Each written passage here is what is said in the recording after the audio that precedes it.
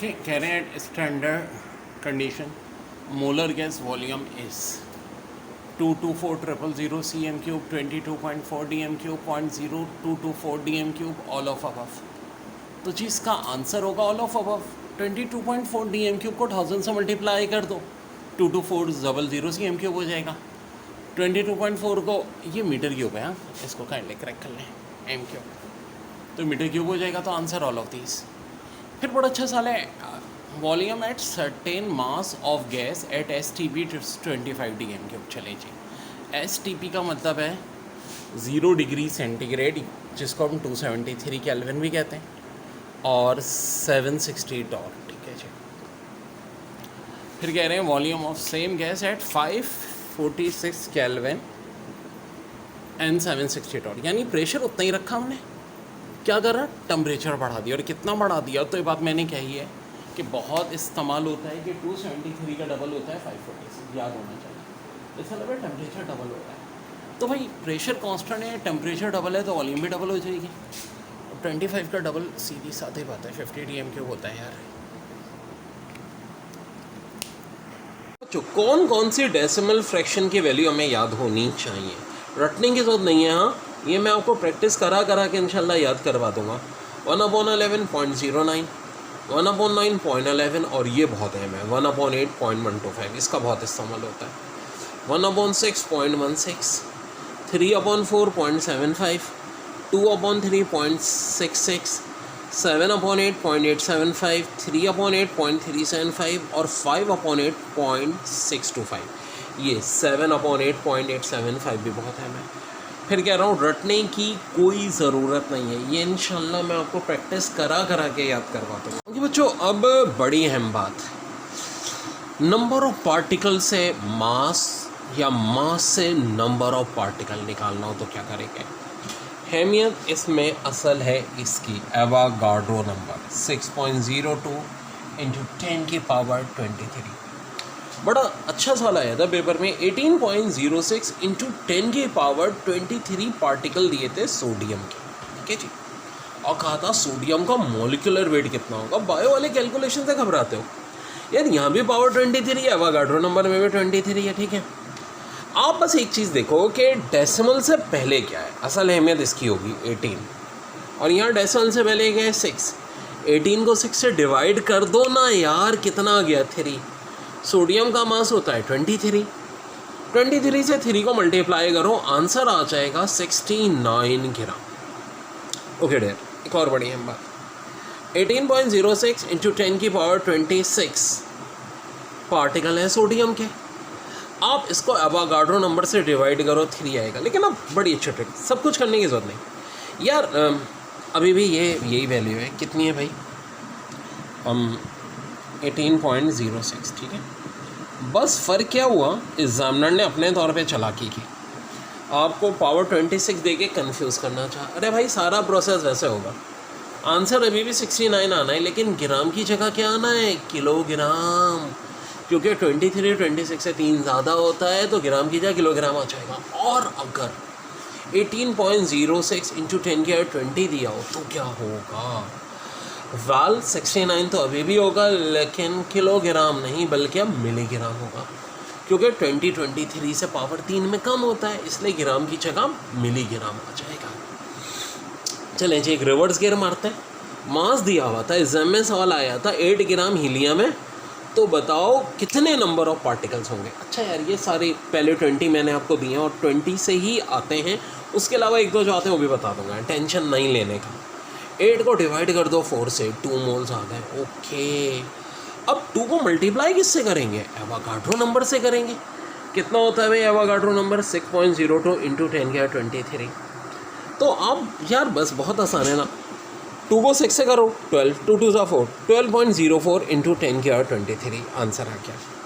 बच्चों ग्राम था तो 23 आया, कल करा को 8 kg हीलियम दिया होता तो क्या आता, 12.04, लेकिन पावर कितनी हो जाती, 26। मिलीग्राम होता तो पावर कितनी हो जाती, 20। यानी कि ग्राम है 23 का रिश्तेदार, किलोग्राम है 26 का रिश्तेदार, और मिलीग्राम है पावर 20 का रिश्तेदार। What volume of ammonia gas at RTP।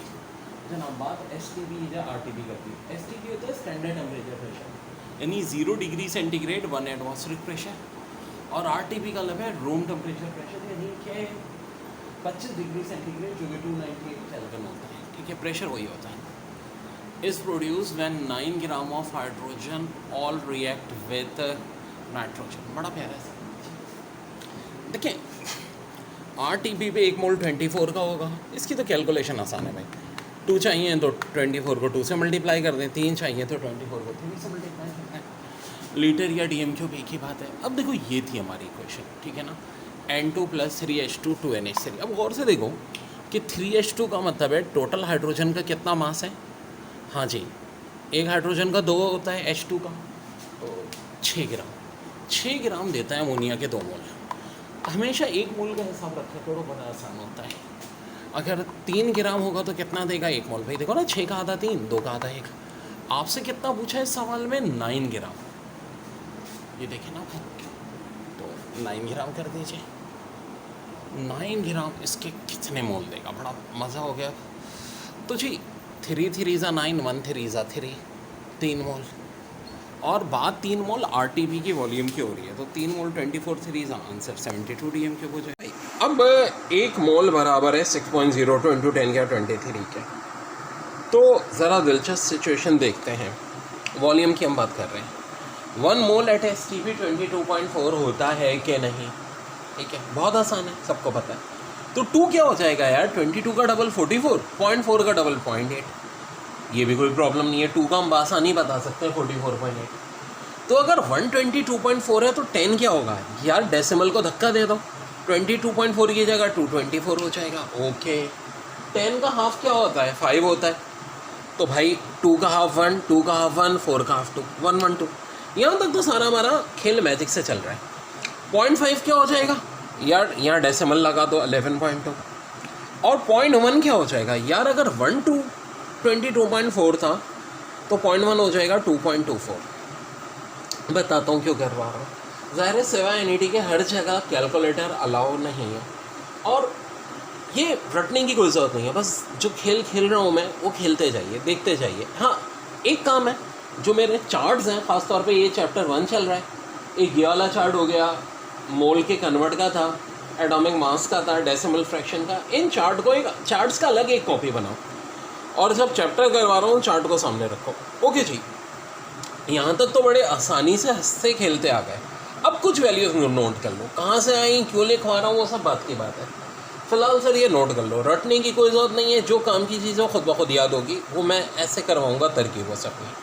0.25 mole 5.6 DM cube होता है, 0.75 16.8 होता है, 3 मोल 67.2 DM क्यूब होता है, 4 मोल 89.6 होता है, 6 मोल 134.4 DM क्यूब होता है, 7 मोल 156.8 DM क्यूब होता है, 8 मोल 179.2 और 9 201.6। इनके अलावा कभी कोई बाहर का नहीं आता जहाँ कैलकुलेटर अलाउ नहीं है, सिवाय NET के कहीं अलाउ नहीं है, ठीक है। अब ये आगे क्या खेल खेलना है वो बात की बात है। पहले बच्चों यहाँ तक आप लोग अच्छी तरह नोट कर लो। मशहूर ज़माना इक्वेशन है अमोनिया बनने की। तो 3 हाइड्रोजन के 3 मोल्स अमोनिया के 2 मोल्स बनाते हैं। अब देखो इसका बड़ा इस्तेमाल होता है। सवाल है, mass of hydrogen is required for producing 134.4 litre of ammonia at standard condition. कितने लीटर हैं ये? 134.4। मैंने आपको एक चार्ट बनवाया था कि जी 4 मोल होते हैं 89.6 के, ठीक है। ये STP की बात है, ठीक है। जब तक RTP लिखा ना हो हम STP लिखते हैं। 5 मोल्स है तो 112, और 6 मोल है तो 134.4। तो साफ दिख रहा है कि ये 6 मोल के बराबर। मैंने कहा था रटे नहीं, प्रैक्टिस से याद हो जाता है। तो अमोनिया के हमको कितने मोल्स चाहिए? 6 मोल्स। नाइट्रोजन के 3 मोल्स चाहिए होते हैं 2 के लिए। अब 2 से हमें कितने करने हैं? 6, यानी कितने टाइम्स बढ़ाने? 3 टाइम्स, क्योंकि 2 3 ज़ा 6 होता है। तो यहाँ भी 3 को 3 से मल्टीप्लाई करते हैं, 9 आंसर हो जाएगा। यानी अमोनिया के 9 मोल्स चाहिए, हाइड्रोजन के 9 मोल्स चाहिए आपको अमोनिया के 6 मोल्स बनाने के लिए। बात ये मैंने आपको चार्ट बताया है। अब कुछ एग्ज़ाम के सवाल बता रहा हूँ। एग्ज़ाम में सवाल आया था 67.2 DM³ दिए थे कार्बन डाइऑक्साइड के। यार कार्बन डाइऑक्साइड हो, NH3 हो, सल्फ़र डाइऑक्साइड हो, अगर रिलेशन वॉल्यूम और नंबर ऑफ पार्टिकल की है तो गैस या सब्सटेंस चेंज होने से कुछ नहीं होता। 67.2 DM³ कितने मोल्स के बराबर है? 3 के। नंबर ऑफ पार्टिकल चाहिए 80, हाँ जी 6 3 सा 18, 3 2 सा कितना होता है 6। आंसर हो जाएगा 18.06 इंटू 10 की पावर 23 पार्टिकल। ओके जी। वॉल्यूम दिया हुआ है 89.6 DM³। एनी कोई भी गैस होती है। 89.6 DM³ का मतलब कितने हो जाएंगे? 4 मोल। 4 6 सा 24, 4 2 सा 8, 24.08 इंटू 10 की पावर 23। ये आपका आंसर आ जाएगा किसका? नंबर ऑफ पार्टिकल का। बच्चों ज़्यादातर जो वैल्यूज़ आती हैं बता देता हूँ। 3 मोल्स की यानी 67.2 DM³ ये बहुत है हमें। 4 की 89.6, 1 की तो हमें पता ही होती है 22.4, ये बहुत आती है 44.8 DM³। अगर कोई गैस दी हुई है 44.8 DM³, ओके जी, कितने नंबर ऑफ पार्टिकल होंगे?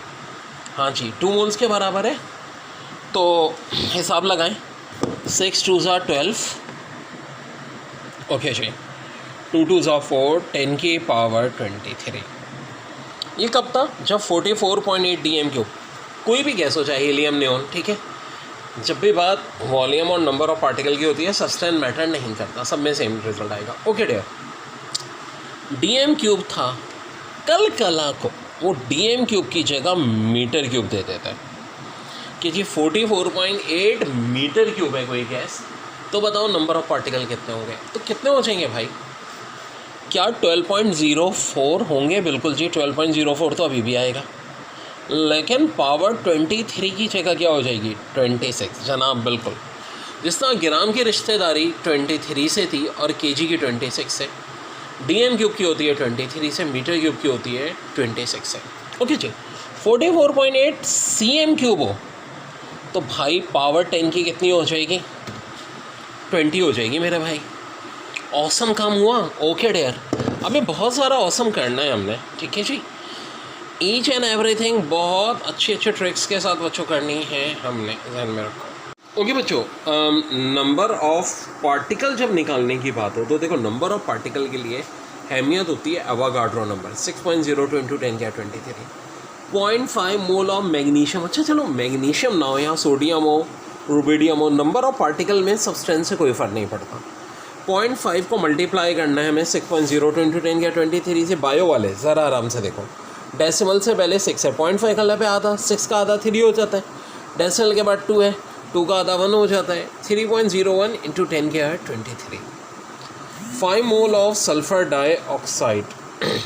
तो देखो अब सल्फ़र डाइऑक्साइड हो कोई भी हो यार, हमें एवोगाड्रो नंबर से मल्टीप्लाई करना है 5 को। तो देखो 6 5 सा 30 होता है कि नहीं, 5 2 सा कितना होता है 10, 30.10 इंटू 10 के पावर 23। ये आंसर आ गया मेरे पास। और 0.25 मोल ऑफ कार्बन डाइऑक्साइड। तो कार्बन डाइऑक्साइड का जो है, हमें कोई भी हो सब्सटेंस, 0.25 का लब 1/4। तो अब देखो 6 को अगर 4 से डिवाइड करते हैं 1.5 आता है, तो बहुत आसान बात हो गई। 1.5 इंटू 10 के 23। 0.75 का लब बताया हुआ है मैंने, 3/4 होता है।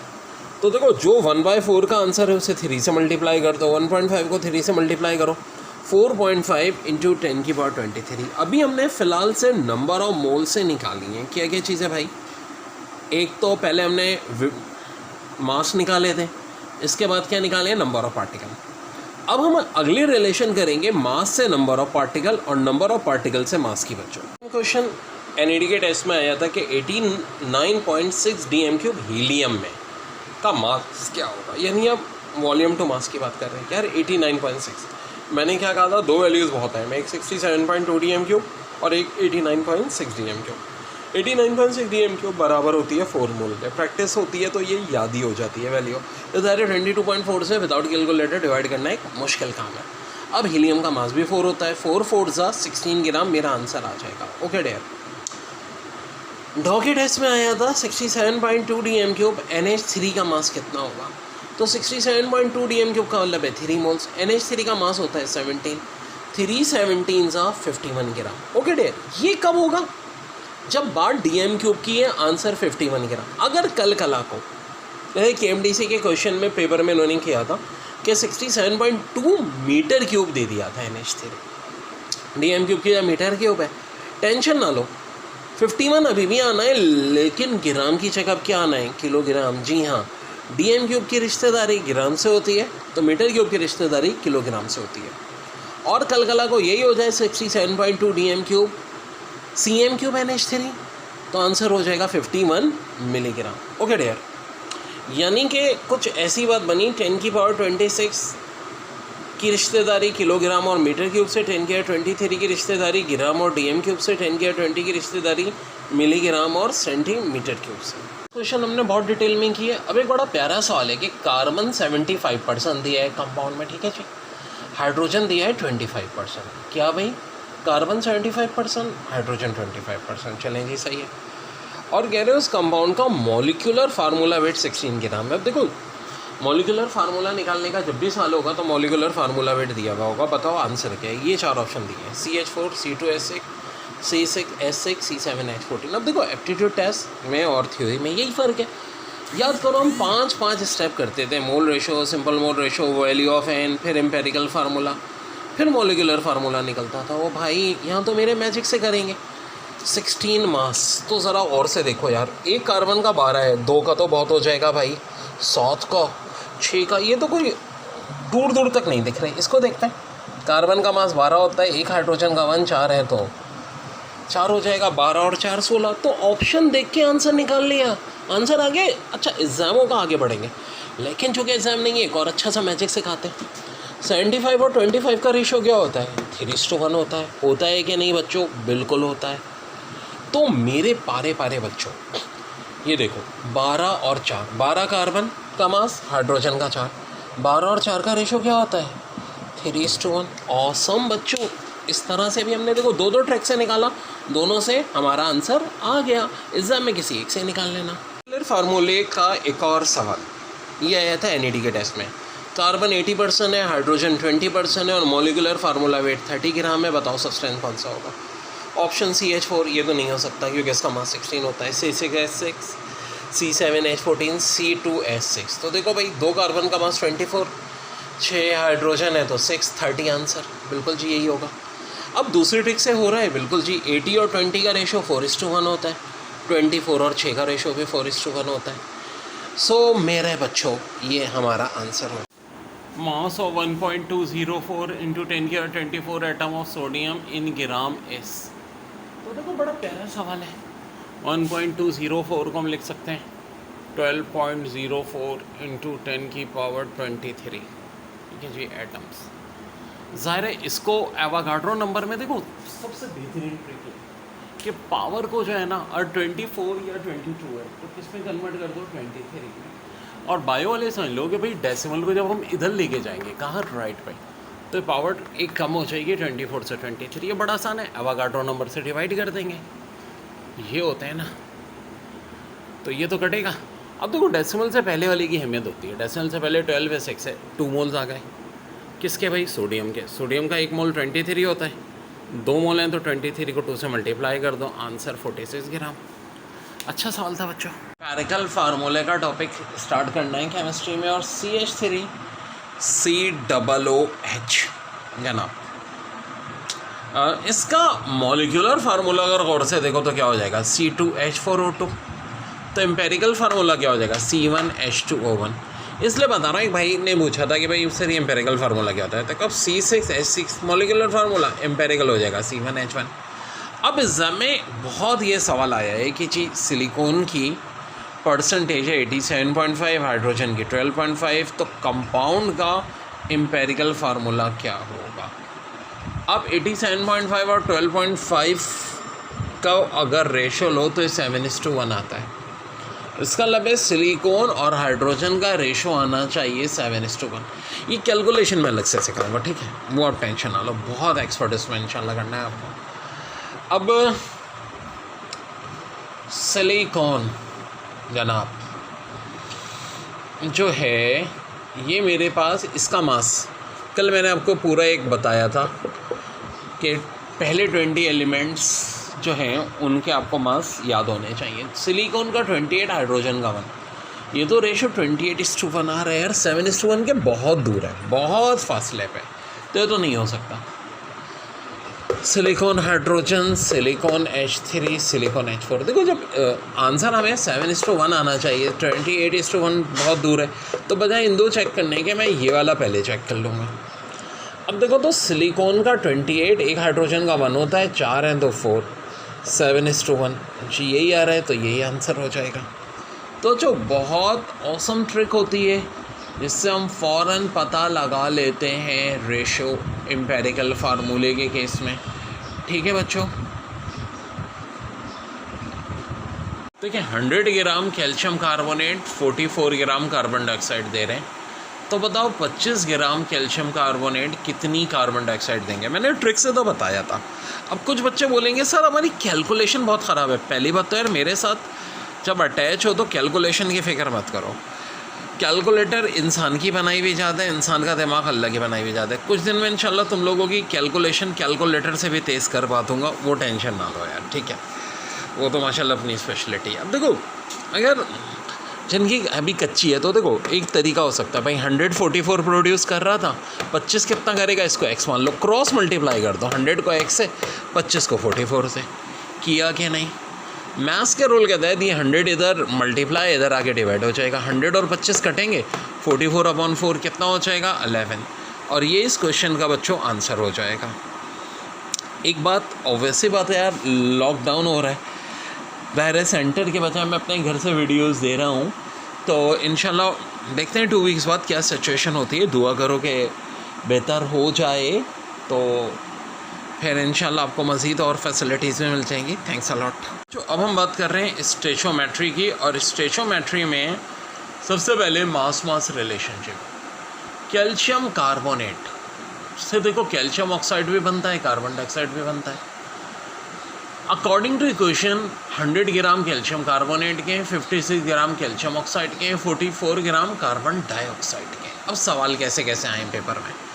NED में पूछा था what mass of carbon dioxide produce by 50 gram of calcium carbonate. अब देखो 50 ग्राम 100 बोले तो 44, 100 का हाफ 50 की है, तो बजाय इतना लंबा चौड़ा डायरेक्ट 44 का हाफ 22 कर दो, यही बच्चों हमारा आंसर हो जाएगा। ओके बच्चों, एक दफ़ा पूछा था डॉग एडेस में आया था कि 200 ग्राम कैल्शियम कार्बोनेट कार्बन डाइऑक्साइड का कितना मास देंगे। तो देखो जब 100 दे रहे हैं 44, 100 का डबल 200, तो 44 का डबल 88।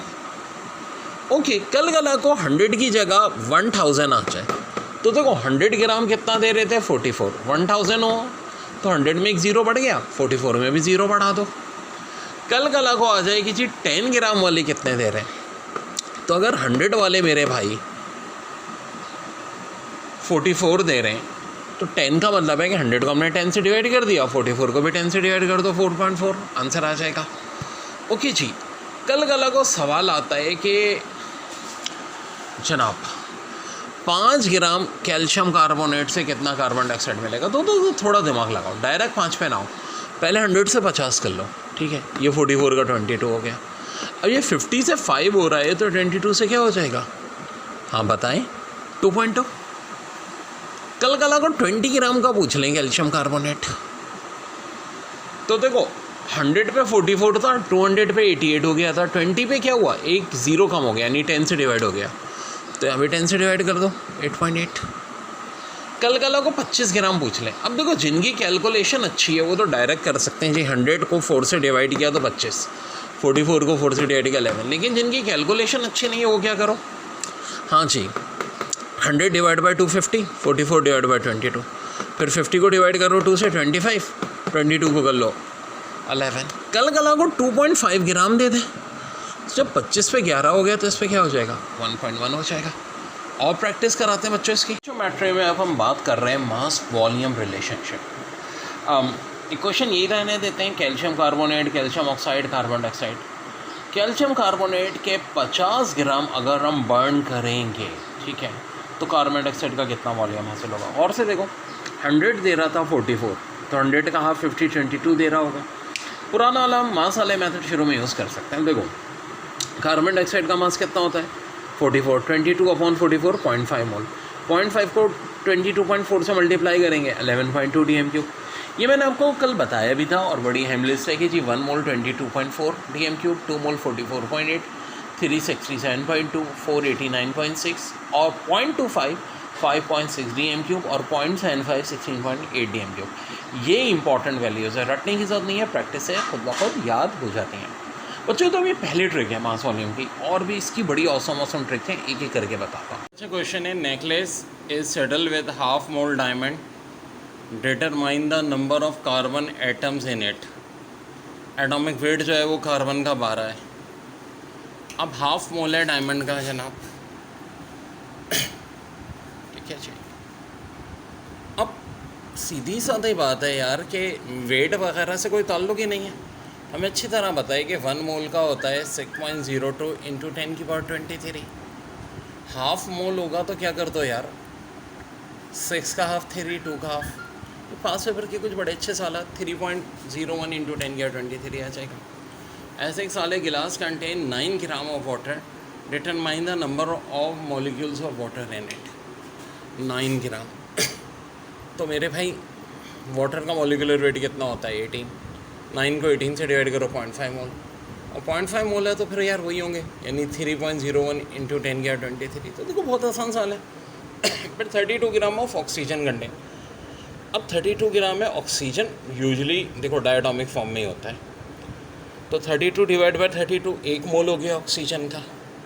अब 1 मोल है तो नंबर ऑफ पार्टिकल 6.02 × 10⁻23। क्योंकि यहाँ मॉलिक्यूल या एटम कुछ उन्होंने मेंशन नहीं किया, तो बस इसी तरह से हम इसके आंसर को लिखते हैं। Awesome trick mass volume relationship की, वही बात कि 50 ग्राम कैल्शियम कार्बोनेट कार्बन डाइऑक्साइड का कितना वॉल्यूम प्रोड्यूस करेगा। देखो इससे अच्छी ट्रिक कोई नहीं है, पुरानी 2 से ज़्यादा अच्छी।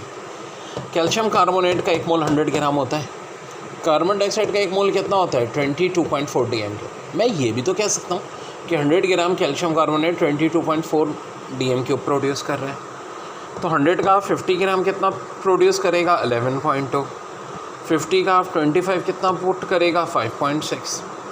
25 की जगह अगर यहाँ 2.5 हो जाएगा, मैथ्स के रूल के तहत यहाँ डेसिमल आएगा तो डेसिमल साइड पे हो जाएगा, यानी कि 2.5 ग्राम 0.56 DMQ।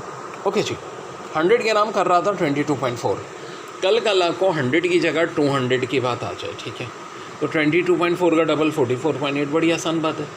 अगर 200 से 2000 हो जाए, देखो यहाँ 0 बढ़ाएंगे तो डेसिमल राइट पे हो जाएगा, 448 हो जाएगा। और अगर 200 के बजाय 20 पूछेंगे तो डेसिमल देखो राइट के बजाय लेफ्ट पे हो जाएगा, 4.48। ये आंसर आ गए मास वॉल्यूम रिलेशनशिप बच्चों। वॉल्यूम रिलेशनशिप पे आते हैं। देखो 2CO + O2 2CO2 बना हुआ है कि नहीं, तो गौर से देखो इक्वेशन में कि कार्बन मोनोऑक्साइड के 2 मोल, कार्बन डाइऑक्साइड के 2 मोल दे रहे हैं, कार्बन मोनोऑक्साइड का 1 मोल, कार्बन डाइऑक्साइड का 1 मोल देगा। जब मोल इक्वल होते हैं तो वॉल्यूम भी इक्वल होते हैं, यानी कि अगर कार्बन मोनोऑक्साइड का वॉल्यूम 11.2 DMQ होगा तो कार्बन डाइऑक्साइड का भी क्या होगा 11.2 DMQ। सवाल में इन्होंने 11.2 DMQ पूछा था, कार्बन मोनोऑक्साइड कितने कार्बन डाइऑक्साइड का वॉल्यूम देगा, तो 11.2 ही देगा। क्यों, दोनों के मोल इक्वल हैं। अगर कार्बन मोनोऑक्साइड 22.4 देगा तो कार्बन डाइऑक्साइड भी 22.4 देगा। लेकिन कल का सवाल आ जाए कि भाई ऑक्सीजन का 5 DMQ कार्बन डाइऑक्साइड की कितने DMQ दे रहा है, तो अकॉर्डिंग टू इक्वेशन देखो ऑक्सीजन का 1 मोल, कार्बन डाइऑक्साइड के 2 मोल, तो अगर ऑक्सीजन के 5 मोल होंगे तो कार्बन डाइऑक्साइड के 10 मोल होंगे, और ऑक्सीजन के 5 DMQ होंगे तो कार्बन डाइऑक्साइड के 10 DMQ। ऑक्सीजन 11.2 DMQ तो 11.2 का डबल कार्बन डाइऑक्साइड वाला 22.4 DMQ, और ऑक्सीजन अगर 22.4 है तो कार्बन डाइऑक्साइड 44.8 होगा। तो एग्जाम में ऐसे सवाल आए हुए पास पेपर के। 0.5 फुल ऑफ मैग्नीशियम दिया था और कहा था कि इसके नंबर ऑफ पार्टिकल निकालो। 5 मोल ऑफ सल्फर डाइऑक्साइड दिया था और कहा था इसका मॉलिक्यूलर वेट निकालो। 0.25 मोल ऑफ कार्बन डाइऑक्साइड देके इसका मॉलिक्यूलर वेट भी आ चुका है एक बार और नंबर ऑफ पार्टिकल भी, और इसी तरह 0.75 मोल्स ऑफ सल्फर डाइऑक्साइड का मास निकालने को पूछा है। तो बच्चों अब हम इनको करेंगे कैसे, बहुत सारी शॉर्ट ट्रिक्स, कैसे कैलकुलेशन विदाउट कैलकुलेटर करनी है, कैलकुलेटर से भी तेज़ करनी है, क्योंकि देखिए एनईडी के अलावा कहीं कैलकुलेटर अलाउ नहीं है। अच्छा, कैलकुलेशन के मैजिक एक एक करके हम सीखेंगे। सबसे पहले मैंने आपको मॉलिक्यूलर वेट पर ही बहुत फोकस किया था। मैग्नीशियम का वेट जनाब कितना है जी 24, 0.5 से मल्टीप्लाई करना है। अब देखो 0.5 से मल्टीप्लाई करने की ट्रिक होती है कि नंबर को बस आधा कर दो, 2 का आधा 1, 4 का आधा 2, आंसर 12 हो जाएगा। 5 mole of sulphur dioxide, sulphur dioxide का मोलिकुलर वेट होता है 64, मल्टीप्लाई करना है 5 से। अब भाई 5 से मल्टीप्लाई करने की ट्रिक में भी यही होता है कि नंबर को पहले आधा करते हैं, 6 का आधा 3, 4 का आधा 2, एंड में 0 लगा देते हैं।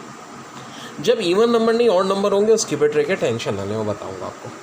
0.25 मोल ऑफ कार्बन डाइऑक्साइड, जनाब कार्बन डाइऑक्साइड का वेट 44, 0.25 का लब है 1/4।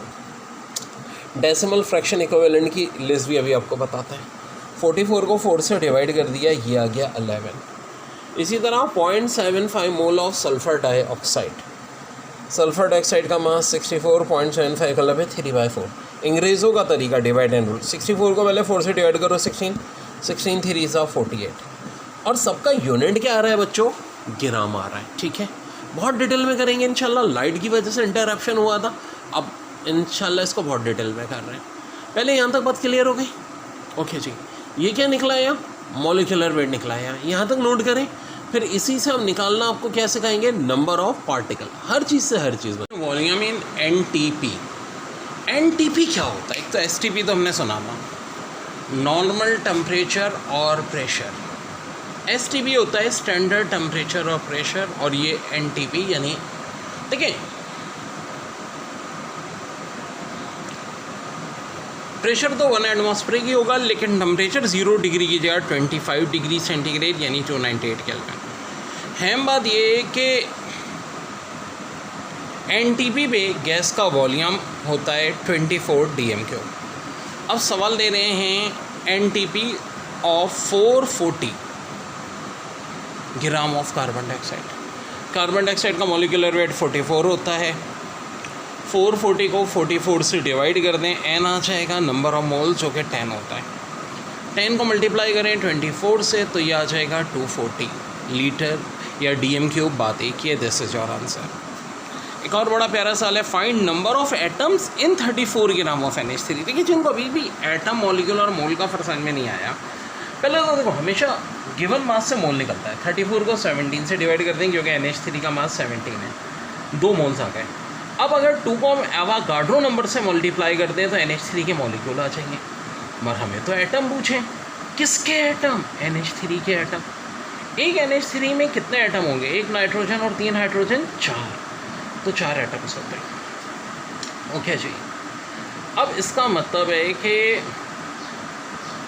2Na को हमें मज़ीद किससे मल्टीप्लाई करना होगा, 4 से। देखो 2 तो इसलिए आया कि नंबर ऑफ मोल्स हैं, नंबर ऑफ मोल से मॉलिक्यूल निकालने तो एवोगाड्रो नंबर से। अब एवोगाड्रो नंबर से यानी मॉलिक्यूल से एटम निकालने तो 4 से मल्टीप्लाई।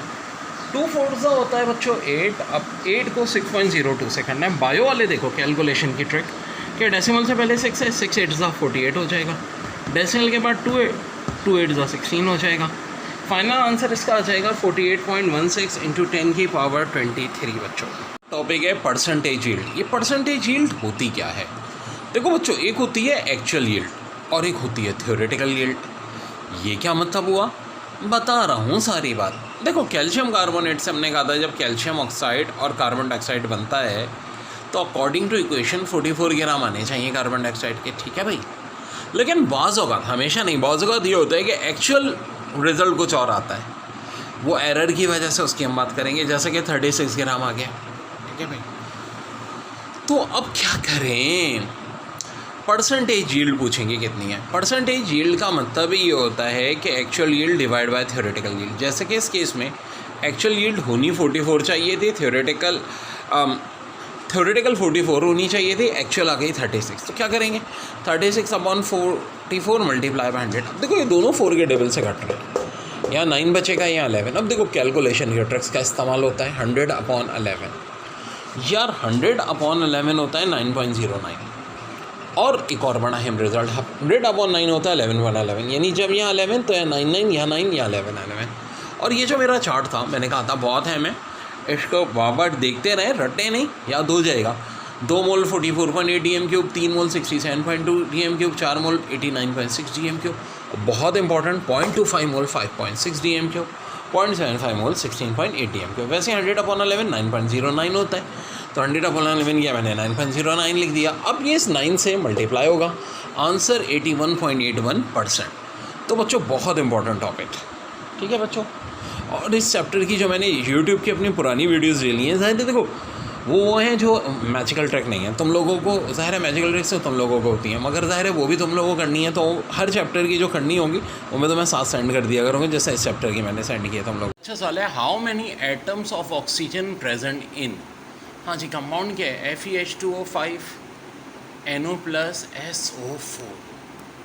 अब देखो टारगेट पे नज़र रखो, सिर्फ बात की है एटम पूछने की और कुछ नहीं। वाटर के अंदर ऑक्सीजन है, बाहर 5 है, 5 एटम्स तो ये होगा ऑक्सीजन के, और कहीं है जी, यहाँ देखें NO, ऊपर प्लस माइनस से कोई दिलचस्पी नहीं है, एक ऑक्सीजन यहाँ आ गया। SO4 में कितने ऑक्सीजन है, 4, 5 और 1 और 4 मिला के कितने हो जाएंगे, 10, और यही आंसर है हमारा। बहुत इम्पोर्टेंट। अगला सवाल इससे भी बड़ा इम्पोर्टेंट, काफ़ी ऐसे क्वेश्चन आते हैं। Insulin contain 3.4% sulphur, it's minimum molecular weight is, क्या धासो सवाल है कि जी इंसुलिन है 3.4 सल्फर है, % सल्फर है उसमें, तो मिनिमम मॉलिक्यूलर वेट क्या होगा हमसे। अब देखो इसकी आसान से ट्रिक बताता हूँ, जो भी एलिमेंट दिया उसके एटॉमिक मास को हमेशा ऊपर रखना, divide by percentage multiply by 100, ये ट्रिक याद रखो। तो बात सल्फ़र की हो रही है, सल्फ़र का मास 32 होता है, 3.4 × 100। अब आप बोलोगे सर विदाउट कैलकुलेटर डेसिमल की कैलकुलेशन MCAT वालों की तो चीज़ें निकल जाएंगी। यार मेरी ट्रिक्स तभी तो काम आती हैं। ज़रा ऑप्शन को गौर से देखो, 941, 320, 340, 1882, ये फिगर 1000 के करीब है, ये दोनों 300 के, और ये तकरीबन 1800 या 2000 के दरमियान।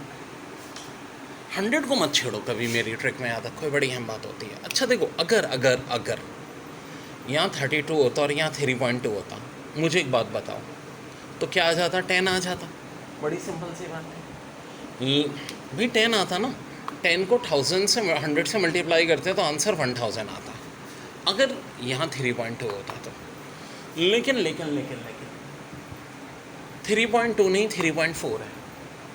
3.4 बायो वाले गौर से सहना इस बात को, 3.4 3.2 से बड़ा होता है, जी हाँ बिल्कुल बड़ा होता है। इसका मतलब है कि आंसर 10 से थोड़ा सा छोटा है।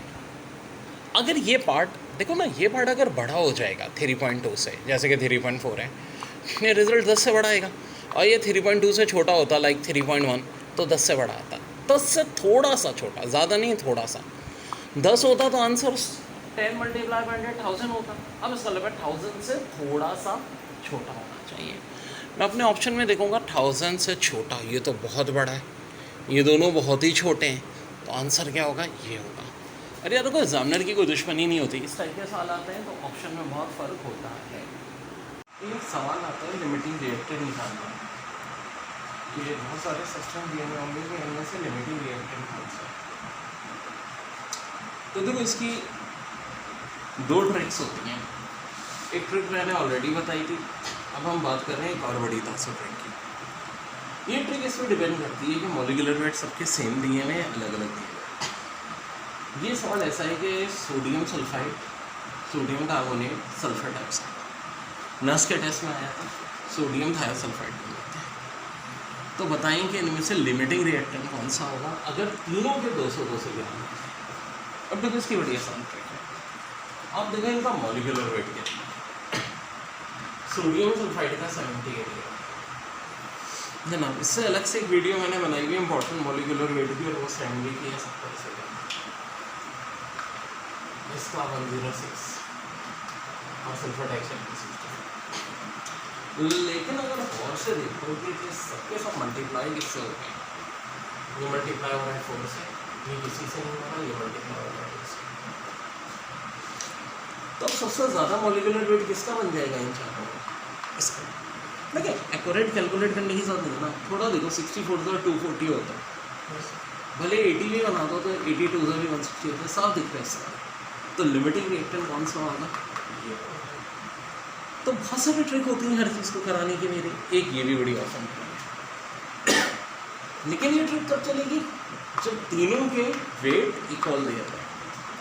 वेट इक्वल ना हो वो भी ट्रिक है, पहले यहाँ तक नोट डाउन कर लीजिए। ओके जी, सवाल है how many moles of O2 will be required for the oxidation of 200 cm³ of acetylene. तो जी बड़ा अच्छा सवाल है। देखो इसका एक मोल इसके दे रहा है 5/2, तो इसके अच्छा जो रिलेशन मोल का होता है वही वॉल्यूम का होता है, यानी इसका 1 cm³, इसका 5/2 cm³ देगा, तो 200 कितना देगा भाई? बड़ी आसान सी बात है, 5/2 को 200 से मल्टीप्लाई कर दो, 2 ने 2 को मार डाला, 5 के साथ 2 ज़ीरो होते हैं तो क्या कहलाता है? 500।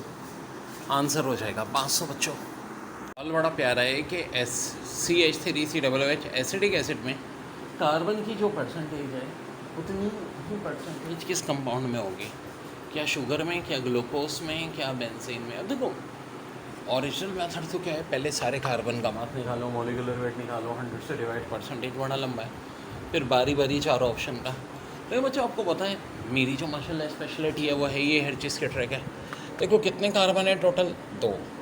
कितने हाइड्रोजन है टोटल? 4। कितने ऑक्सीजन है टोटल? 2। इसका एम्पेरिकल फार्मूला लेके देख लो, बड़ी आसान सी बात है। रेशो आ गया C1H2O1, आ गया क्या नहीं? अब सारे ऑप्शन में देखो यही रेशो किसका है? यहाँ तो नहीं है, यहाँ तो ऑक्सीजन है ही नहीं, यहाँ और से देखो अगर 6 कॉमन ले लो तो यही आ जाएगा एम्पेरिकल फार्मूला C1H2O1, तो ये इसका आंसर है। तो ऐसे मैजिक से करते हैं हम यहाँ पे केमिस्ट्री। टॉपिक में पढ़ा रहा था फंडामेंटल ऑफ केमिस्ट्री, इसका बुनियादी पत्थर इमारत का होता है मोल। अगर हमें किसी भी एलिमेंट या कंपाउंड का मास हासिल करना है तो एलिमेंट के केस में उस एलिमेंट को एटॉमिक मास से मल्टीप्लाई कर देंगे, उस एलिमेंट के जो शुरू के 20 मैंने आपको बताएं, और कंपाउंड के केस में मॉलिक्यूलर वेट से मल्टीप्लाई कर देंगे। और अगर आपको नंबर ऑफ पार्टिकल चाहिए तो एलिमेंट को मल्टीप्लाई कर देंगे हम एवोगाड्रो नंबर से। अब नंबर ऑफ पार्टिकल में नहीं क्यों कहा, देखो बात सुनो, कैटाइन और एनाइन के नंबर ऑफ आइंस होते हैं, एलिमेंट्स के नंबर ऑफ एटम्स होते हैं, कंपाउंड के नंबर ऑफ मॉलिक्यूल होते हैं। और हमें वॉल्यूम चाहिए at STP standard temperature pressure, तो मल्टीप्लाई करेंगे 22.4 से। और अगर वॉल्यूम चाहिए एट RTP तो रूम टेम्परेचर प्रेशर, तो मल्टीप्लाई करेंगे 24 से। इसी तरह से अगर हमें मास दिया हुआ हो और मोल्स चाहिए तो एटॉमिक मास से डिवाइड करेंगे। नंबर ऑफ पार्टिकल्स दिए हुए हों और मोल चाहिए तो एवोगाड्रो नंबर से डिवाइड करेंगे। ये सारी ट्रिक्स अभी बतानी है। वॉल्यूम अगर दिया हो एट STP तो 22.4 से डिवाइड करेंगे, और अगर RTP, अब STP क्या मतलब? 0 degree centigrade 1 atmosphere pressure. RTP का क्या मतलब? 25 डिग्री सेंटीग्रेड 1 एटमॉस्फेयर प्रेशर। तो बच्चों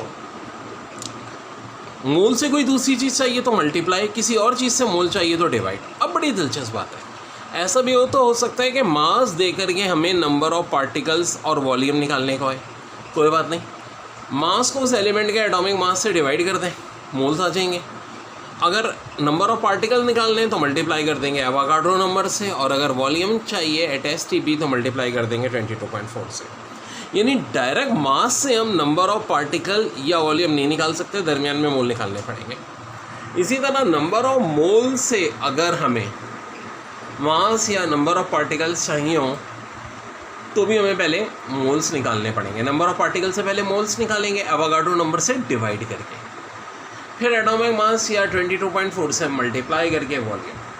और अगर वॉल्यूम हमें दिया हुआ हो, अब हम प्रैक्टिकल करते हैं इंशाल्लाह, तो 22.4 से अगर STP है तो डिवाइड करें, मोल आ गए, फिर उस एलिमेंट के एटॉमिक मास से मल्टीप्लाई कर दें तो मास आ जाएगा, और नंबर ऑफ पार्टिकल से मल्टीप्लाई कर दें तो एवोगाड्रो से नंबर से मल्टीप्लाई कर दें तो नंबर ऑफ पार्टिकल आ जाएंगे। तो प्रैक्टिस करते हैं इनका।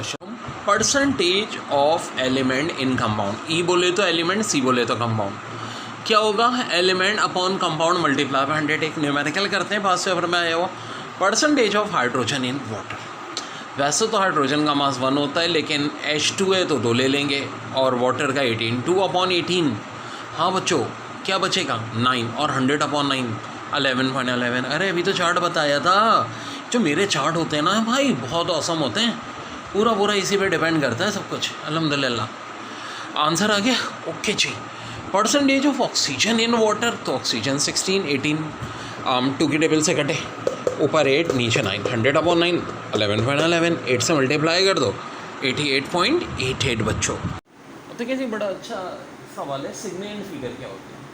देखो जितने भी नॉन ज़ीरो डिजिट्स हैं दे आर सिग्निफिकेंट फिगर, जैसे कि 363, कितने डिजिट है 3, तो 3 सिग्निफिकेंट फिगर हो जाएंगे। लेकिन डेसिमल से पहले वाले 0 सिग्निफिकेंट फिगर काउंट नहीं होते। जैसे कि 0.68 है तो खाली कितने सिग्निफिकेंट फिगर होंगे 2। 5004 कितने सिग्निफिकेंट फिगर हैं 4। 20.4 कितने सिग्निफिकेंट फिगर हैं 3। और 506.40। अब देखो एक बड़ी अहम बात है, 0 अगर नॉन ज़ीरो के दरमियान में हो तो सिग्निफिकेंट फिगर काउंट होते हैं। जैसे कि यहाँ था, ये दोनों 0 5 और 4 के दरमियान में 4, ये 0 भी 2 और 4 के दरमियान में इसलिए 3। अब एक बड़ी दिलचस्प बात है कि डेसिमल के बाद जो राइट वाले होते हैं वो सिग्निफिकेंट फिगर में काउंट होते हैं। 2 के बाद 0.000 और टोटल 4 नंबर है, 4 सिग्निफिकेंट फिगर। 506.40 5 significant figure. और यहाँ देखें 40, 4 के बाद सिर्फ एक 0 ही है, 1 सिग्निफिकेंट फिगर। और यहाँ देखें 2360 2363 3 नंबर है, उसके बाद एक 0 है, तो खाली कितने सिग्निफिकेंट फिगर हो जाएंगे 3 सिग्निफिकेंट फिगर। तो जनाब ये बड़ा सिंपल ट्रिक है सिग्निफिकेंट फिगर फाइंड आउट करने की। कुछ बड़ी इंपॉर्टेंट बात कि एक एटम सोडियम का, किसकी बात हो रही है एटम की, के अंदर कितने इलेक्ट्रॉन होंगे कितने प्रोटॉन होंगे। वेल जो मैंने एटॉमिक नंबर की लिस्ट दी थी यही हमारे इलेक्ट्रॉन और प्रोटॉन हो जाएंगे। 11 इलेक्ट्रॉन 11 प्रोटॉन। न्यूट्रॉन क्या होगा, मास 23 में से 11 माइनस कर दो 12 न्यूट्रॉन। अब ये तो एक एटम की बात थी। कल को एग्जामिनर बोले बताओ कि एक मोल में कितने इलेक्ट्रॉन होते हैं, तो भाई 11 को मैं मल्टीप्लाई कर दूंगा 6.02 × 10⁻23 से। एक मोल के सोडियम मोल के अंदर इलेक्ट्रॉन निकलाएंगे। प्रोटॉन के लिए भी इसको 11 से मल्टीप्लाई करेंगे, न्यूट्रॉन के लिए 12 से कर देंगे, एवोगाड्रो नंबर को। लेकिन मेरे भाई अब बात होती है कि कार्बन डाइऑक्साइड के एक मॉलिक्यूल में, ठीक है, कितने कार्बन एटम है। तो फार्मूले से साफ दिख रहा है एक कार्बन एटम है, और ऑक्सीजन कितने हैं जी 2 हैं, और टी से मुरा टोटल एटम कितने हो गए 3। अगर एक मॉलिक्यूल के लिए पूछें, कल को पूछ लें कि एक मोल कार्बन डाइऑक्साइड में कितने कार्बन के एटम्स हैं, तो भाई 1 को मैं मल्टीप्लाई एवोगाड्रो नंबर से कर दूंगा। ये होते हैं ना हमारे एवोगाड्रो नंबर। ऑक्सीजन चाहिए होंगे तो 2 से मल्टीप्लाई कर देंगे, और टोटल एटम कार्बन डाइऑक्साइड में पूछे होंगे मोल में तो 3 से मल्टीप्लाई कर देंगे। यानी जब एटम से इलेक्ट्रॉन प्रोटॉन न्यूट्रॉन निकालने की बात थी, हमने एवोगाड्रो नंबर से मल्टीप्लाई नहीं किया। मोल की बात हुई तो कर दिया। यहाँ भी मॉलिक्यूल से एटम निकालने की बात थी, हमने नहीं किया, लेकिन जब मोल की बात हुई तो एवोगाड्रो नंबर से मल्टीप्लाई कर दिया। अब जैसे कि देख लो, एक मॉलिक्यूल है H3PO4 का, पूछेंगे कि हाइड्रोजन के एटम, हम बोल देंगे 3, फॉस्फोरस का 1, ऑक्सीजन के 4, टोटल 8। लेकिन अगर मॉलिक्यूल की जब मोल हो तो इन्हीं वैल्यूज़ को फिर एवोगाड्रो नंबर से मल्टीप्लाई कर देंगे। बच्चों मैंने कहा था ना बहुत इंपॉर्टेंट चैप्टर है। अभी 1-2 चीज़ें इसकी इंशाल्लाह ताला मैं कल भी करवाऊँगा। अभी तो खैर 1-2 टॉपिक आज के बाकी हैं। बड़ी अहम बात कि नंबर ऑफ प्रोटॉन का खेल आता है। ये नंबर ऑफ प्रोटॉन का खेल कैसे खेलेंगे बता रहा हूँ। ये फॉस्फोरिक एसिड ले लो, इसके अंदर आ जाए सवाल के प्रोटॉन कितने हैं और न्यूट्रॉन कितने हैं। तो देखो 3 हाइड्रोजन है।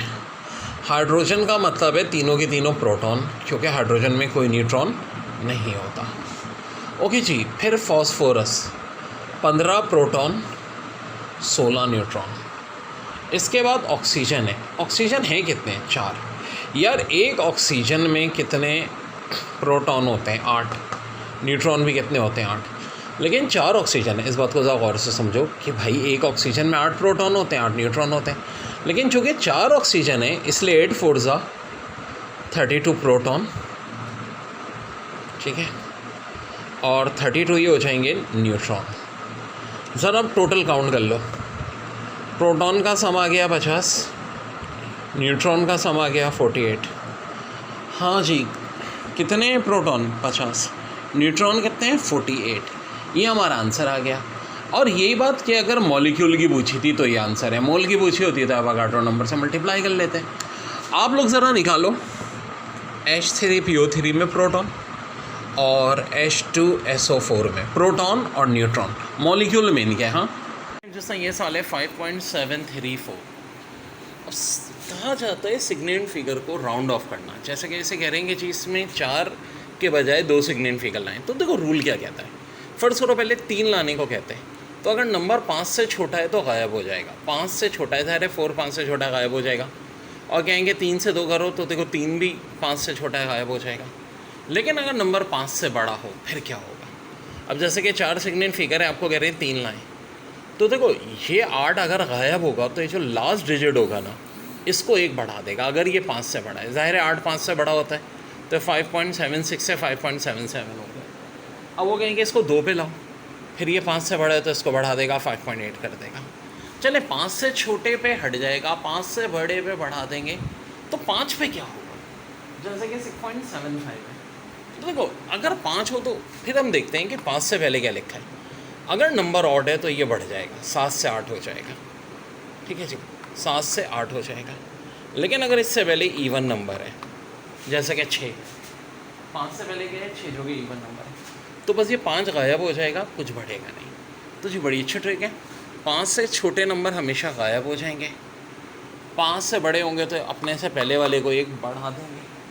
अगर 5 होगा तो हम देखेंगे कि नंबर इससे पहले ऑड है या इवन है। अगर ऑड है तो 1 बढ़ जाएगा, इवन है तो नहीं बढ़ेगा। पूछ ये रहे हैं कि इनमें से किसके अंदर नंबर ऑफ मॉलिक्यूल इक्वल होंगे। Option A 16 gram O2 and 14 gram N2। तो यार ज़रा ऑक्सीजन का मॉलिक्यूलर वेट देखो 32, O2 का ना, और 16 को 32 से डिवाइड करें तो 0.5। ओके जी। N2 का भी 28 होता है, 14 से डिवाइड करें 0.5। तो जो ऑप्शन ए ही मेरा आंसर आ गया, क्योंकि अगर मोल इक्वल हैं तो जाहिर सी बात है मॉलिक्यूल भी इक्वल हो गए। यहाँ देखो 8/32 0.25 आता, 22/44 0.5 आता, इक्वल नहीं है। जब मोल इक्वल नहीं है तो मॉलिक्यूल भी इक्वल नहीं हो सकते। 28/28 1, 22/44 ये भी इक्वल नहीं है। 32/32 1, 21/28। ठीक है जी। तभी मैंने एक वीडियो अपनी सेंड की थी इंपॉर्टेंट मॉलिक्यूलर वेट वाली, आपको जितने कंपाउंड्स के मॉलिक्यूलर वेट हैं वो मैंने एक वीडियो आपको सेंड की ऑलरेडी। ठीक है, उनसे बाहर से नहीं आते, इसके टेंशन ना लें। तो ये भाई नोट डाउन कर लें। फंडामेंटल ऑफ केमिस्ट्री का चैप्टर सबसे इम्पॉर्टेंट है, और इसमें भी जो सबसे इम्पॉर्टेंट टॉपिक है वो है लिमिटिंग रिएक्टेंट। लिमिटिंग रिएक्टेंट आखिर होता क्या है? एग्जाम का सवाल बता रहा हूँ। 1 ग्राम H2 gas react with 1 gram Cl2। ठीक है, आपसे पूछ रहे हैं find the limiting reactant and find the product. पहले तो एक कॉन्सेप्ट समझो। मेरे पास है चाय की पत्ती, कितनी? 1000 प्यालियों के बराबर, यानी इतनी चाय की पत्ती है कि 1000 प्यालियाँ बन सकती हैं। लेकिन दूध सिर्फ 10 चाय बनाने के लिए, तो क्या मैं 1000 चाय की प्यालियाँ तैयार कर सकता हूँ? नहीं, दूध सिर्फ 10 चाय की प्यालियों का है, तो कितनी होंगी चाय तैयार? 10 चाय तैयार होंगी 1000 में से। तो लिमिटिंग रिएक्टेंट क्या हो जाएगी यार? क्या होगा बच्चों? हाँ बोलो, दूध हो जाएगा। तो अब कुछ बड़ी अच्छी मैजिकल ट्रिक देखो। H2 और Cl2, सबसे पहले तो नंबर ऑफ मोल्स मालूम करने हैं। पहले हाइड्रोजन को खेलते हैं। कितना मास दिया हाइड्रोजन का? 1 ग्राम। ठीक है जी, लिख दिया। मॉलिक्यूलर वेट कितना होता है हाइड्रोजन का? 2, 1/2 0.5 मोल। आ गया है या नहीं? या 1/2 भी लिख सकते हैं? बिल्कुल जी। अब स्टोइचोमेट्रिक कोफिशिएंट क्या है इसका? स्टोइचोमेट्रिक कोफिशिएंट बोले तो ये क्या लिखा है? H2 के साथ 1, तो 1 ही हो जाएगा भाई। अरे यहाँ 2 होता तो 2 हो जाता। ओके, अब क्लोरीन पे आते हैं। क्लोरीन का कितना मास दिया है? 1 ग्राम। नंबर ऑफ मोल्स कैसे निकलते हैं? Given weight divide by molecular weight. 1 को डिवाइड करो 71 से। स्टोइचोमेट्रिक कोफिशिएंट क्लोरीन का ये भी 1 दिया है। Okay, then what? 1/71 को 1 से डिवाइड कर रहे हैं। मैथ्स के रूल के तहत ये जो नीचे वाला 1 है ये ऊपर चला जाएगा। इसको हम लिख सकते हैं 1/71। हमारी जो शॉर्ट ट्रिक है वो क्या कहती है बताता हूँ। नंबर ऑफ मोल्स को हमेशा स्टोइचोमेट्रिक कोफिशिएंट से डिवाइड करके देखो, जो छोटा रिजल्ट होगा वही हमारा आंसर होगा। देखो 0.5/1 0.5 होता है। अब ये आप अंदाज़ा लग सकते हो 1/71 बहुत छोटा होगा, 0.5 से बहुत छोटा होगा। तो लिमिटिंग रिएक्टेंट क्या होगा? क्लोरीन होगा। यानी क्लोरीन हुई दूध, सिर्फ 10 प्यालियाँ क्या चाय बना सकता है। और पत्ती हो गई हमारा हाइड्रोजन भाई, ये तो बहुत बना सकता था। अब अगर हमें प्रोडक्ट चाहिए वो भी निकलेगी। प्रोडक्ट कैसे निकलेगी बता रहा हूँ यार। पहले बात तो ये सिलेक्ट कर लो भाई, लिमिटिंग रिएक्टेंट क्या निकला? क्लोरीन। तो हाइड्रोजन नू दफ़ा करो। क्लोरीन का कितना मोल है? 1। HCl की कितने मोल हैं? 2। अकॉर्डिंग टू स्टोइचियोमेट्रिक इक्वेशन, कल की वीडियोस में सारी सेंड कर रहा हूँ नए बच्चों के लिए कि 1 मोल दे रहा है 2 मोल, ठीक है जी, क्लोरीन का 1 मोल, HCl के 2 मोल दे रहा है। मैं नहीं कह रहा, इक्वेशन कह रही है। तो मौजूदा केस में कितने मोल्स आए? अभी तो निकाला था 1/71, तो 1/71 कितने देंगे भाई? डबल दे रहे हैं ना, 2/71, तो 2/71 तो नंबर ऑफ मोल्स आ गए। ओके, क्या मसला हल हुआ? नहीं जी, हमें गिवन वेट भी निकालना है। नंबर ऑफ मोल्स को किससे मल्टीप्लाई करे? मॉलिक्यूलर वेट से, तो गिवन वेट आ जाता है। हाँ जी, HCl का गिवन वेट, मॉलिक्यूलर वेट कितना होता है? 36.5, ठीक है जी। 36.5 को 2 से मल्टीप्लाई कर दो, कितना हो जाएगा? 73। आंसर हो गया 73/71 ग्राम। और इसी तरह अगर इसको भी होने को, तो मेरी मैजिकल ट्रिक से ये भी सॉल्व हो सकता है। ऐसी बहुत सारी ट्रिक्स आपको इंशाल्लाह सिखाएंगे कि कैलकुलेटर से भी फास्ट कैसे होती हैं कैलकुलेशन, वो मसला नहीं है। आज तक बीच बीच में सिखाऊंगा मैं, लेकिन इसका आंसर जो कि ऑप्शन ऐसे ही दिया हुआ था तो ये हमारा आंसर है। तो बच्चों ये था लिमिटिंग रिएक्टेंट का जादू। 1 एटम सोडियम में 11 इलेक्ट्रॉन होते हैं, हम सबको पता है। लेकिन अगर कोई पूछे कि एक सोडियम एटम में वैलेंस इलेक्ट्रॉन कितने होते हैं, तो सिर्फ एक होता है, क्योंकि सोडियम का ताल्लुक ग्रुप 1A से, और ग्रुप 1A में वैलेंस इलेक्ट्रॉन एक ही होगा, और ग्रुप 2A तो 2 इलेक्ट्रॉन होंगे। एग्जाम में सवाल क्या आया था?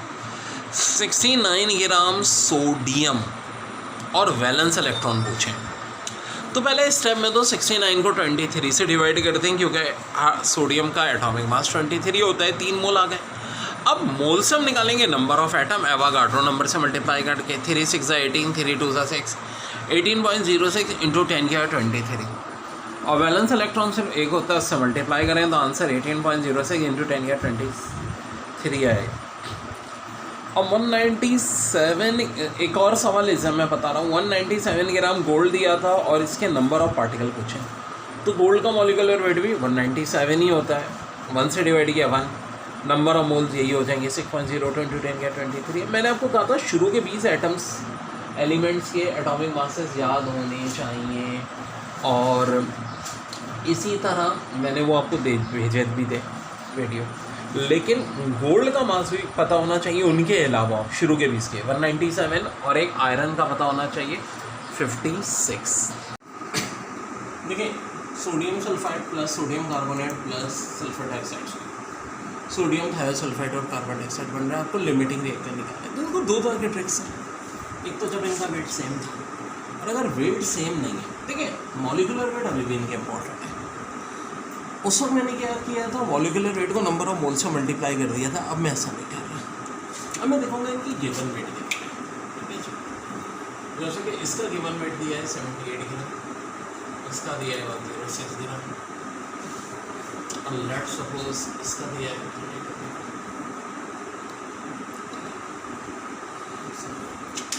अब हम क्या करेंगे, इनके मॉलिक्यूलर वेट से डिवाइड करेंगे इनके गिवन वेट से। 78 को 78 से डिवाइड करेंगे, कितना आ जाएगा हमारा? 106 को 106 से, 32 को 64 से 2। लेकिन अभी मामला ख़त्म नहीं हुआ। जब अलग वेट होंगे तो अगला स्टेप करेंगे, हम इनको इनके नंबर ऑफ मोल से डिवाइड करेंगे। तो यहाँ कितने मोल्स हैं? तो एप्टीट्यूड टेस्ट देखिए बिल्कुल अलग होता है, मैचिंग ट्रिक से सब कुछ करना है। 1/1, 0.5/1। अब की दफ़ा आंसर वो होगा जो सबसे छोटी क्वांटिटी है। साफ दिख रहा है सबसे छोटी क्वांटिटी कौन सी है? 0.5, क्योंकि 0.5 है, और वो भी 4 से डिवाइड हो जाएगा, तो बहुत ही छोटा हो जाएगा। लिमिटिंग रिएक्टेंट ये होगा।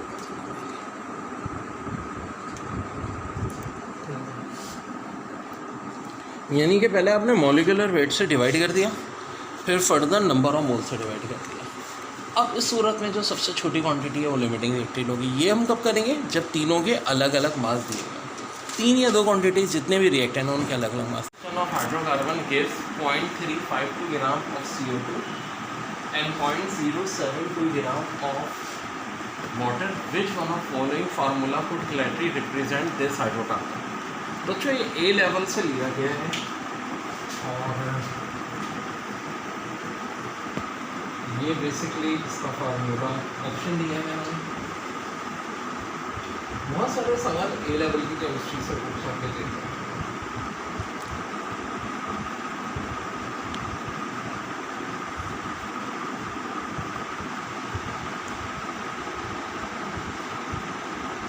तो बहुत ध्यान से अब उसको तो छोड़ो, वो तो भी बड़ा लंबी कहानी है। क्या नहीं है, 0.352 ग्राम कार्बन डाइऑक्साइड। कार्बन डाइऑक्साइड का मॉलिक्यूलर वेट कितना होता है? 44। और डिवाइड करते हैं नंबर ऑफ मोल्स। हाँ, वाटर का 0.072 18 होता है। अब देखो ये बहुत सारा बायो है, ये सारी कैलकुलेशन सिखाऊंगा मैं आपको कैसे कैलकुलेटर से खास करके, लेकिन फिलहाल बताऊँ कि डेसिमल अगर हटा दें हम दोनों तरफ से, हम तो कंपेरिजन करना है ना, तो 352 को 44 से डिवाइड करें तब भी 8 आता, और यहाँ आता जबकि 4। ये किसके लिए आता? कार्बन डाइऑक्साइड के लिए। ये किसके लिए आता? अब एक बड़ा सुपर मैजिकल फार्मूला बच्चों, इस सुपर मैजिकल फार्मूले से मैं बड़े बड़े खतरनाक सवाल सेकंडों में करता हूँ। खास गिफ्ट आप लोगों के लिए, दुनिया का हर कंबस्टन रिएक्शन आप इससे कर सकते हो। आपको ये है मैजिकल फार्मूला। क्या कहता है ये? पूरा फार्मूले की जरूरत नहीं, बस इतना ध्यान में रखो, जो भी कार्बन डाइऑक्साइड के मोल्स आए वो किसके बराबर है? x के। x की वैल्यू आ गई है, और जो वाटर के मोल्स आए वो y/2 के। एक बड़ी औसम है, तो y बराबर किसके हो जाएगा? 8। अब देखो कंपाउंड का फार्मूला क्या होता है? CxH। इस हिसाब से याद है। जरा ऑप्शन चेक करते हैं कि किसका फार्मूला ये है। ये तो 2 कार्बन है और 4 हाइड्रोजन है, 4 कार्बन 6 हाइड्रोजन। सब इसको देखना है। देखो याद रहे, जब बेंजीन के साथ स्ट्रक्चर बना होता है तो इसका लगे 6 कार्बन और 5 हाइड्रोजन। स्ट्रक्चर एक है ना, तो 1 हाइड्रोजन कम हो गया। आगे देखो, फिर CH है, फिर CH। ज़रा गिनो, 6 7 8 कार्बन, 5 6 2 8 हाइड्रोजन। साफ दिख रहा है हमारा आंसर क्या होगा? बड़ा आसान सा। देखिए जब प्रैक्टिस होती है ना वो सेकंड में, हमें कह रहे थे कि यार इनमें से कौन सा कंपाउंड है ये जिसमें 0.352 ग्राम कार्बन डाइऑक्साइड होगा, 0.072 ग्राम वाटर। मुझे क्या ट्रिक होगी? मैं जहन में रखूँगा कि यार कि किसका फार्मूला ये आ रहा है, वो कैसे? नंबर ऑफ मोल्स निकाले, नंबर ऑफ मोल्स। मेरी मैजिकल ट्रिक में जब भी हाइड्रोकार्बन की बात हो, याद रखो कार्बन डाइऑक्साइड के लिए x के बराबर और वाटर की वैल्यू y/2 के बराबर। 2 4 8, x भी 8 y भी। तो हमारा आंसर होगा जिसमें कार्बन भी 8 और हाइड्रोजन भी 8। ऑप्शन में सिर्फ एक ही होगा, इसमें आ जाएगा 10 lakh. 20 cm³ of gaseous hydrocarbon were completely burned in excess of oxygen, 60 cm³ of carbon dioxide and 40 cm³ of water vapor were formed, all volume being measured at the same temperature and pressure. What is the formula of hydrocarbon? तो ये aptitude test में बड़े hard question देखें जो कभी आपने पढ़े थे, बहुत सारे A लेवल से भी आएंगे, फेडरल बोर्ड, आकान बोर्ड, हर जगह से। तो इसकी टेंशन अब मुझे हर चीज़ कराना। अब कैसे निकालें? मैंने कहा था ये मेरा एक मैजिकल फार्मूला है। कार्बन डाइऑक्साइड के 60 cm³ दिए हैं कि नहीं? हाइड्रोकार्बन के कितने दिए? 20 cm³। चाहे कार्बन डाइऑक्साइड हो चाहे वाटर हो, इनके वॉल्यूम को हमेशा किससे डिवाइड कर देना? हाइड्रोकार्बन के। ये आ गया 3 यानी नंबर ऑफ मोल्स, और कार्बन डाइऑक्साइड के नंबर ऑफ मोल्स हमेशा क्या कहलाएंगे? x, यानी x की वैल्यू आ गई 3 मिलीमीटर। तो देखिए 40 cm³ of water vapour were form, 40 cm³।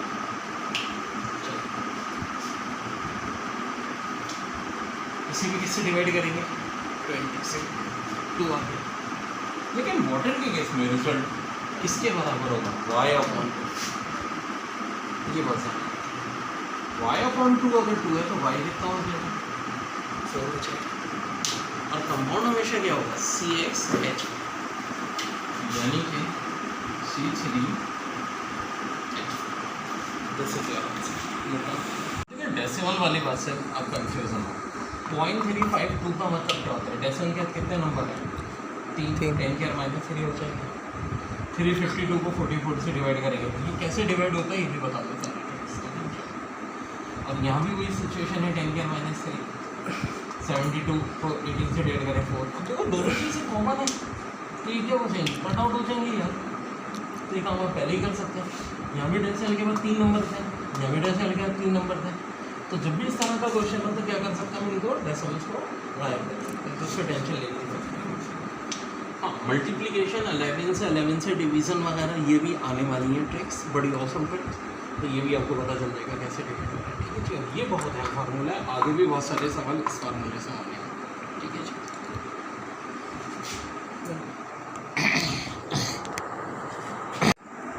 तो ये बड़े प्यारा सवाल है। What volume of oxygen is required for complete combustion a mixture of 5 cm³ of CH4 and 5 cm³ of C2H4। बार बार ये बात रिपीट कर रहा हूँ कि आपकी टेक्स्ट बुक में इतने खतरनाक क्वेश्चन नहीं आते, एफटी में देखें ऐसे ऐसे आते हैं। पर ये मैजिकल फार्मूला है ना, जब भी हाइड्रोकार्बन का कंबस्शन होगा इस फार्मूले को जहन में रखेंगे। मेरे भाई ज़रा सोचें, बात किसकी हो रही है? CH4 की। CH4 का मतलब है एक कार्बन 4 हाइड्रोजन, एक कार्बन 4 हाइड्रोजन का मतलब है 1 X 4 Y, है क्या नहीं? 1 X 4 Y, 4/4 1 + 1 2। अच्छा, आगे देखने की आपको ज़रूरत नहीं है। क्यों ज़रूरत नहीं है? क्योंकि हमें ऑक्सीजन पे नजर है। ऐसा बता देता हूँ, एक X के लिए 1 थी तो CO2 हो जाता, Y के लिए 4 थी तो 4/2 2H2 हो जाता। ओके जी, फिर था C2H4। और से देखो C2H4 में 2 कार्बन 4 हाइड्रोजन, यानी X 2 Y 4, 4/4 1 1 + 2 3। बड़ा ज़बरदस्त है ना? कोई भी कंबस्शन रिएक्शन निकालना इस मैजिक से आ जाएगा। XCO2, हाँ जी, X 1 है CO2, बल्कि 2 है ना, 2 कार्बन है। फिर Y 4 है तो 4/2। अब और से देखो, 1 मोल CH4 2 ऑक्सीजन प्रोड्यूस करेगा और इसका 1 मोल इसके 3 प्रोड्यूस करेगा। आपसे पूछ क्या रहे हैं कि 5 cm³ CH4 कितने करेंगे? 5 cm³।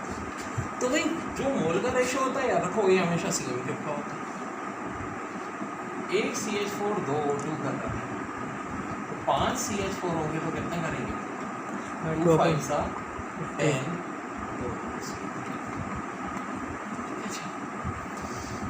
और C2H4 में देखो, 1 C2H4 इसके कितने रिएक्ट कर रहा है? 3। अगर 5 होंगे तो 5 3 50। तो ओवरऑल आंसर क्या आएगा? 10 और 15 कितना हो जाएगा? 25। बहुत आसान क्वेश्चन बच्चों। और जो बच्चे सोचते हैं ना हमने इंटर बहुत अच्छी पढ़ी हुई है, एप्टीट्यूड टेस्ट क्लियर कर लेंगे, बहुत बड़े बेवकूफ़ हैं। तो देखिए ऐसा ख़तरनाक क्वेश्चन आते हैं और ज़ाहिर है ये मेरी मैजिकल ट्रिक्स करनी पड़ती हैं आपको, तब जाके होता है। ठीक है ना?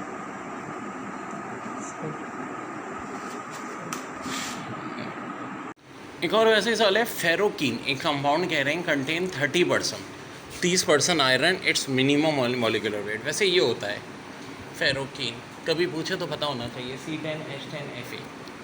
वही तरकीब, atomic mass divide by percentage multiply by 100। अब इम्पॉर्टेंट मॉलिक्यूलर वेट के हवाले से मैं एक वीडियो आपको सेंड कर दूंगा, ठीक है, यूट्यूब पे मैंने बनाई हुई है। सारे कंपाउंड जो उससे बाहर से कुछ नहीं आता। ये देखें, 56 डिवाइड बाय 30। अब देखो साफ दिख रहा है कि अगर यहाँ 60 होता तो 60/32 होता है। 2 को 100 से मल्टीप्लाई करते हैं 200, लेकिन 60 नहीं है, 56 है। तो आंसर 200 से कम वाला होना चाहिए ऑप्शन।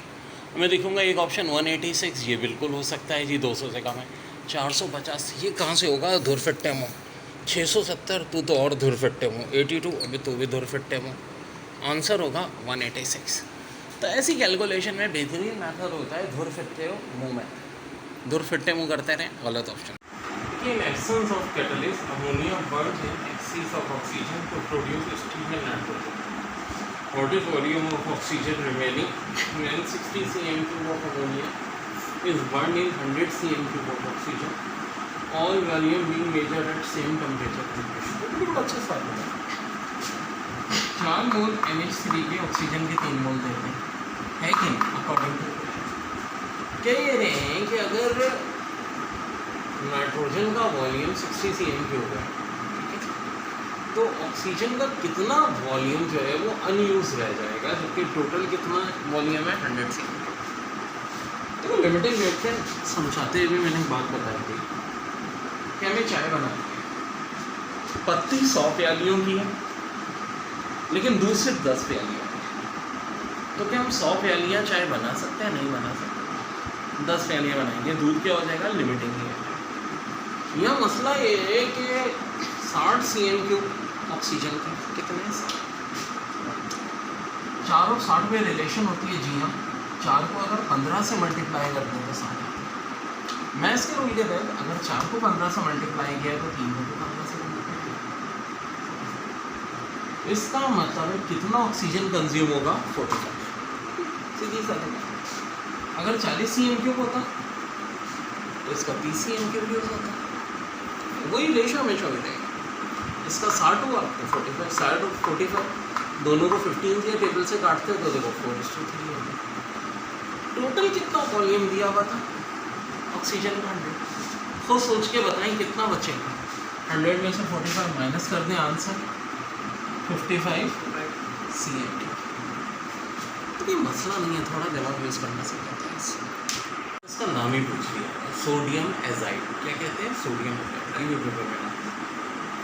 अब इक्वेशन दी है कि 2 मोल सोडियम एजाइड से 2 मोल सोडियम के बन रहे, 3 मोल N2 के बन रहे। तो देखो ना, पूछ क्या रहे हैं कि अगर 1 मोल सोडियम एजाइड होगा तो नाइट्रोजन के कितने मोल बनेंगे? तो देखो इतनी मैथ्स तो आनी चाहिए। इसके 2 मोल, इसके 3 मोल मैंने 1 मोल का मतलब है कि 2 को मैंने क्या किया? 2 से डिवाइड कर दिया। तो 3 को भी क्या करूँगा? 2 से 3 को 2 से डिवाइड कर दूँगा, क्या आ जाएगा? 1.5। यही मेरा आंसर है। एक बार कंपाउंड दे रहे हैं, कार्बन की परसेंटेज 72, हाइड्रोजन की 12, ऑक्सीजन की 16। कह रहे हैं एम्पिरिकल फार्मूला तो निकाल के बताना सर। बता देते हैं भाई। कार्बन का मास 12 होता है, डिवाइड कर दें 6, कार्बन आ जाएगी 6। हाइड्रोजन का मास 1 होता है, 12 से डिवाइड करें, हाइड्रोजन आ जाएंगे 12। आप बोलोगे सर ये क्या? बताता हूँ। Empirical formula simplest mole ratio भी हम निकालते हैं, लेकिन उसकी ज़रूरत नहीं निकली क्योंकि मैंने एक नज़र में पहचान लिया था कि 1। असल में तो हमें एक काम और करना चाहिए था, एक स्टेप है कि 1 से हम डिवाइड करते हैं किसको? 6 को भी, 12 को भी। इतना कॉमन सेंस देखो, ऑक्सीजन 16 देते हैं, चलोगे जब 1 आ रही है 1 से डिवाइड करेंगे तो क्वान्टिटीज वही रहनी है।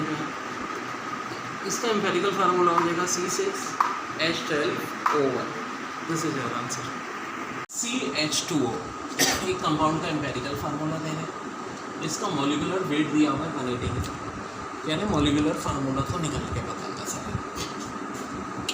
भाई इसका आसान सा तरीका है कि एम्पिरिकल फार्मूले का वेट 12, कार्बन 1 हाइड्रोजन होता है तो 1 होता है, 2 होता है तो 16, एन की वैल्यू निकलती है मॉलिक्यूलर फार्मूला वेट डिवाइड करते हैं एम्पिरिकल फार्मूला वेट। ये 7 दिख रहा है, 180 को 30 से जब डिवाइड करेंगे तो 6, 12। लेकिन ये स्टेप करने की जरूरत है, सबसे आसान तरीका है ऑप्शन देखो। तो एक ऑप्शन ऐसा होगा जिसका मास कितना होगा? जिस साल एग्जाम में सवाल आया था C6H12O6 दिया एक ऑप्शन, एक था O5 C6H11। ये तो शक्ल से देखना है कि मिल सकता है C6H11O6 C6H13O11। और एक और तरीका भी है चेक करने का, ये भाई एम्पिरिकल फार्मूला तो C1H2O1 होना चाहिए था, इसमें तो है क्या, इसमें ये है नहीं जी, यानी carbon oxygen equal hydrogen double, क्या ऐसा है नहीं, क्या यहाँ ऐसा है, यहाँ भी ऐसा नहीं है, क्या यहाँ ऐसा है, यहाँ भी ऐसा नहीं है, तो ले लेके कौन सा आंसर होगा, एक ही होगा। एप्टीट्यूड टेस्ट ज़्यादा को हार्ड वर्क से ज़्यादा स्मार्ट वर्क। अब एक छोटी सी बात, एग्जाम में सवाल आया था carbon 75%, hydrogen 25%, molecular formula wait दिया है आपको, सब्सटेंस कौन सा, बहुत सारे ऑप्शन दिए, C2H6 है, C6H6 है, और एक ऑप्शन है CH, सब दिख रहे हैं CH पर, क्योंकि CH4 का मास कितना होता है 12 और 4 16, यहाँ भी कितना है 16। अब देखो एक और मैच कर भी थी, 75 और 25 का रेशियो ले लेती थी, और यहाँ देखो कार्बन का मास 12, 4 हाइड्रोजन का 4, 12 और 4 का रेशियो भी होता है, दोनों सोर्सों में थे रेशियो बना है, आंसर हमारा 8 ग्राम NH3 और 2 ग्राम H2 का मॉलिक्यूल का रेशियो पूछे। NH3 का मास भी 17 होता है, 17/17 कितना हो जाएगा 1 मोल। H2 का मास कितना होता है 2 ग्राम ही होता है, 2 और 2 का रेशियो भी क्या हो जाएगा 1 मोल, तो रेशियो 1:1 हो जाएगा। बड़ी सिंपल सी है। मैं आज सारे पास पेपर के सवाल सॉल्व करा रहा हूँ, तो चैप्टर 1 में 8.5 ग्राम ऑफ NH3 में कह रहे हैं ग्राम एटम्स ऑफ हाइड्रोजन। और देखो वर्डिंग पे गौर करो, ग्राम एटम्स ऑफ हाइड्रोजन, इसका मतलब क्या है, 8.5 मास होता है NH3 का, दिया हुआ है, मॉलिक्यूलर वेट 17, डिवाइड करो 0.5 मोल आ जाएगा। H2 का मास कितना होता है, H2 का 20 जी 2 होता है, लेकिन हमें उससे कंसर्न, हमें कंसर्न होगा यहाँ NH3 से। NH3 के अंदर इस वक्त कितने हाइड्रोजन है 3 है। जब भी या तो ग्राम एटम्स की बात हो इस तरह करेंगे, 0.5 को 3 से मल्टीप्लाई कर दो 1.5 आंसर।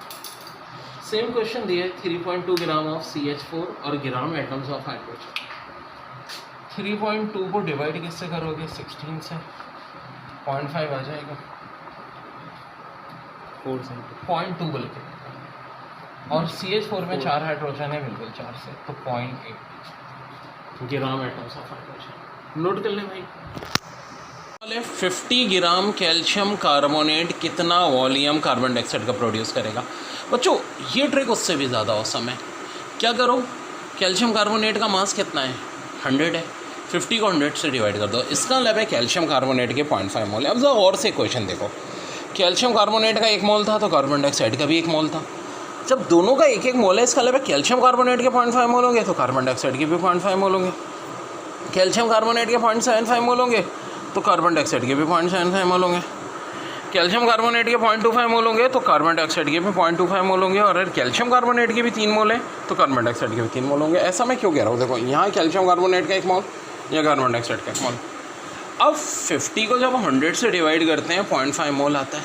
0.5 मोल का मतलब क्या होता है, वॉल्यूम कितना हो जाएगा 11.2 dm3। अब ये मैंने एक पूरा चार्ट इसीलिए बताया था। कल को 75 ग्राम दिया हो तो 0.75, कैल्शियम कार्बोनेट के 0.75 तो कार्बन डाइऑक्साइड के भी 0.75 मोल आ जाएंगे। 0.75 का मतलब है 16.8 dm3।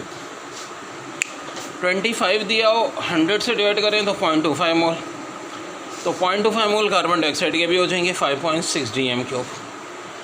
कल को 300 दिया हो तो इसके 3 मोल कैल्शियम कार्बोनेट के, कार्बन डाइऑक्साइड के भी 3 मोल हो जाएंगे। 3 मोल का वॉल्यूम हो जाएगा 67.2 dm3।